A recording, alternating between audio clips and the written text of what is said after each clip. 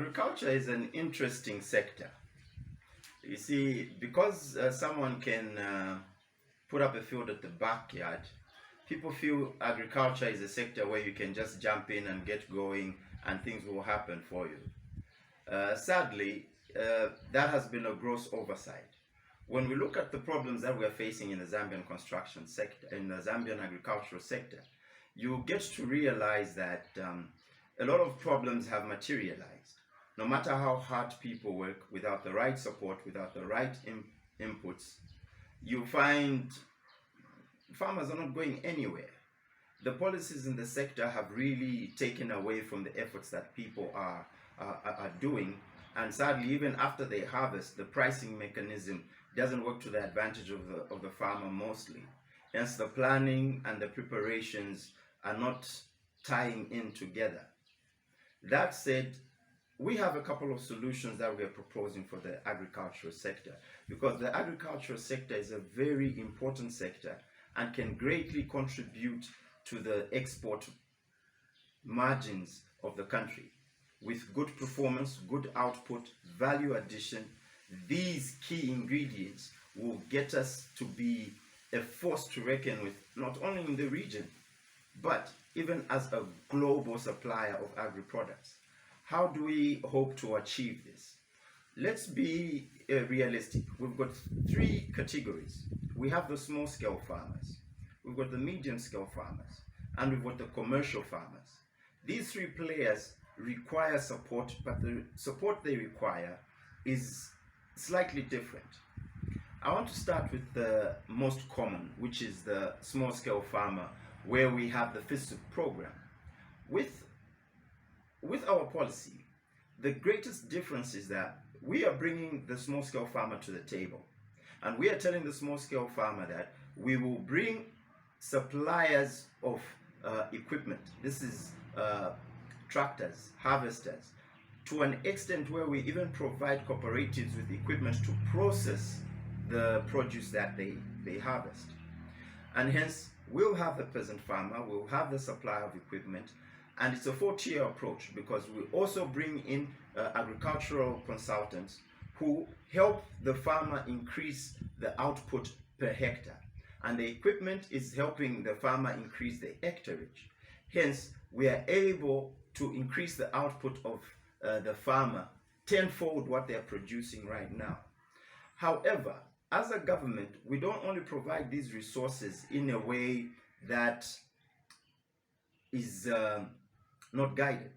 We want to be certain that the performers in this sector are the ones who are being supported, because your performance is the one that guarantees that this policy is going to work. There is a fourth tier that we're going to add, which is the students. The students come in for the sake of research, because we will be financing academic institutions to research and see how their research and development can impact the sector of agriculture. Now, how does this work? The government will provide the implements, will bring the suppliers of equipment to support the small-scale farmer. And at the point of harvest, the difference, one of the key differences with our policy is that we will be ensuring that everyone who benefited from a government program pays 3 kwacha per every 100 kwacha, which is simply making them tax compliant, hence broadening the tax base, such that these programs should eventually become self-financing. What this does is it also allows the small-scale farmer to then buy off the equipment that has been provided by the suppliers at a reduced book value. Meaning, at the end of the day, the farmer is now increasing their resources, increasing their assets, and then we are mechanizing the process as well. What this does is it's creating demand for the supply as well, hence contributing positively to the economic growth.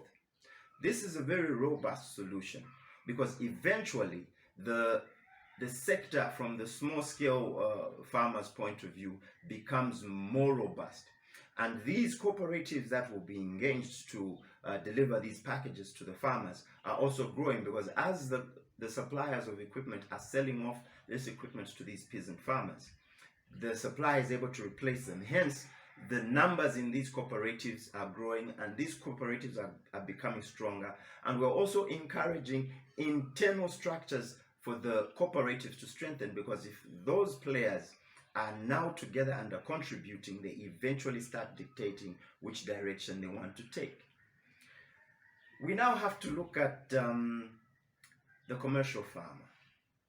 The commercial farmer has got a lot of capacity to be able to adapt to a quick change in the sector. And what we are saying is, as a government, we will be supporting. When have we ever had a government take confidence in its people? When a commercial farmer can declare that he's paid his taxes for so long, we as a government say that is enough for us to guarantee that we will help you finance. And this finance is now left to the commercial farmers to see how best they can utilize this resource. Some of the opportunities that open up are as follows. You can have value addition to those products. You have crop diversification.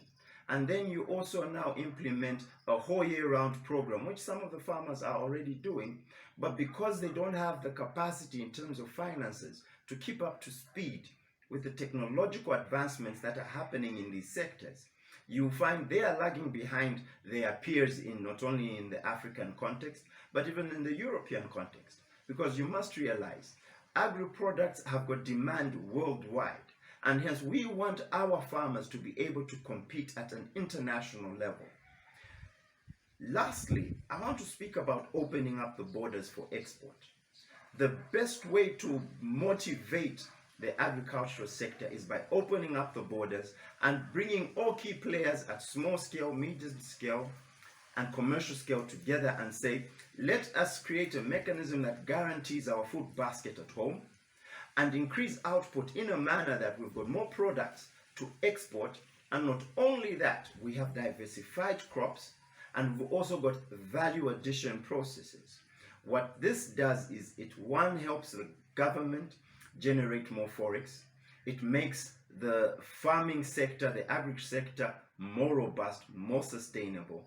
And the benefits are that we're in a country with the vast resources we have. We've got very fertile land, we've got very good rain patterns, we've got abundant water resources, and not only that, we have got people who've got years of experience in farming, but they get let down because the point at which their skills are supposed to meet with opportunities are not able to come together because of the inadequacies in financing in this sector. That said, after 2 seasons, the Zambian agricultural sector will be totally different. What we are expecting to see is demand for airstrips countrywide will be there, because now farmers want to get their produce as quickly as possible to the market. I am very excited about the agri sector because with just a little bit of help, the agri sector can quickly supersede the mining sector, because the mining sector is a very capital-based sector, and the best way for us to get more Zambians earning serious revenue is through agriculture. And that said, with the participation of the academic institutions, research and development, the demand will be there for better varieties of crops, better varieties and better methods of fertilizers, insecticides, termicides, fumigating of fields, anti-weed. What we are looking to see is a situation where through the academic institutions, we develop a special variety for mongrel, such that we can produce a rice that can be good for export. Nakonde, same thing.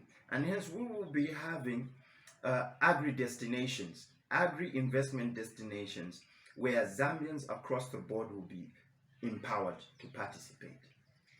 To have these policies move forward, we are also calling on the players in the agri sector to take a keen interest in what we are doing, and we need your help also financially and also in terms of improving policy by opening up your doors for discussion. I look forward to more positive engagement, and I'm very positive that when we have these interactions, the solutions we are providing will only get stronger. Thank you so much. I look forward to meeting you in the discourse and in our deliberations. Have a good day.